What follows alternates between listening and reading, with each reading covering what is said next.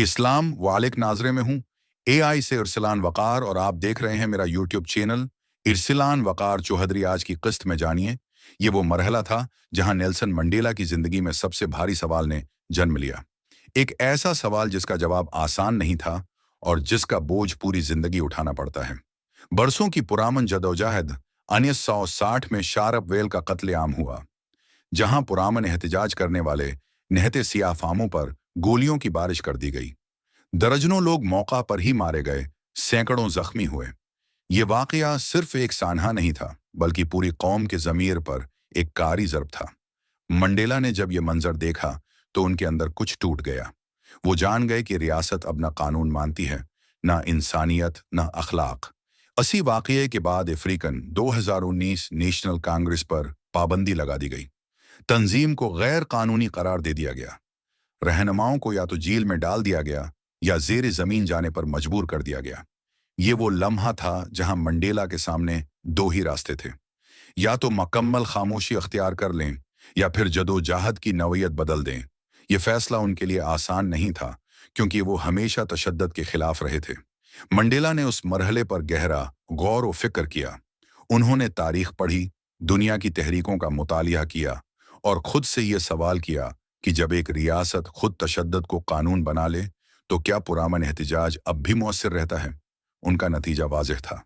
वो ये नहीं चाहते थे कि बेगुनाह लोग रोज मरने के लिए खड़े रहें, जबकि क़ियादत सिर्फ तकारीर करती रहे। इसी सूझ के तहत मंडेला और उनके साथियों ने एक इंतहाई मुश्किल मगर तारीखी फैसला किया। उन्होंने एएनसी के अंदर एक अलग वंग कायम किया, जिसे उमखुंतु वी सीजवे कहा गया, यानी कौम का नेज़ा। इस तंजीम का मकसद आम शहरियों को नुकसान पहुंचाना नहीं था, बल्कि रियासती तनसीबात को निशाना बनाकर ये पैगाम देना था कि जुल्म का मुकाबला अब खाली हाथों से नहीं किया जाएगा। ये फैसला मंडेला के दिल पर बहुत भारी था। वो जानते थे कि इस रास्ते की कीमत कैद, तशद्दुद और शायद मौत भी हो सकती है, मगर वो ये भी जानते थे कि आज़ादी बगैर कीमत के नहीं मिलती। उन्होंने वाज़ेह हदायत दें कि आम लोगों को नुकसान नहीं पहुंचाया जाएगा, क्योंकि उनकी जदोजहद इंसानियत के खिलाफ नहीं बल्कि जुल्म के खिलाफ थी। इसी दौरान मंडेला को खफिया जिंदगी गुजारनी पड़ी। वो भैंस बदल बदल कर सफर करते, कभी मजदूर बनकर, कभी ड्राइवर बनकर, कभी किसान बनकर।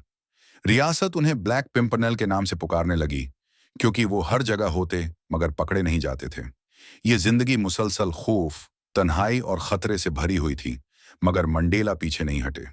मंडेला ने बीरूण मुल्क सफर भी किया ताकि आलमी हमायत हासिल की जा सके।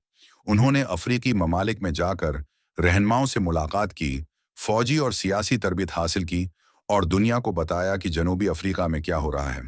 पहली बार आलमी बरादरी ने संजीदगी से अपार्थाइड को एक मुजरमाना निज़ाम के तौर पर देखना शुरू किया, मगर रियासत खामोश नहीं बैठी थी। खफिया उदारे हर जगह मौजूद थे। आखिरकार 1962 में मंडेला गिरफ्तार कर लिए गए। ये गिरफ्तारी सिर्फ एक शख्स की नहीं थी, बल्कि पूरी तहरीक को तोड़ने की कोशिश थी। मंडेला जानते थे कि अब उनके लिए आसानी का कोई रास्ता बाकी नहीं रहा। एपिसोड 5 हमें यह दिखाता है कि नेल्सन मंडेला कोई जंगजू फितरत का इंसान नहीं था, बल्कि हालात ने उसे एक मुश्किल फैसले तक पहुंचाया। उसने तशद्दुद को पसंद नहीं किया, बल्कि मजबूरी में एक ऐसा रास्ता इख्तियार किया जो उसके नज़दीक आखिरी उम्मीद था। ये वो मरहला था जहां जदोजहद सिर्फ नारों से निकलकर तारीख के सबसे कठिन इम्तिहान में दाखिल हो चुकी थी। अब आगे जो आने वाला था वो महज गिरफ्तारी नहीं, बल्कि एक ऐसा मुकदमा था जो पूरी दुनिया की नजरें अपनी तरफ खींचने वाला था।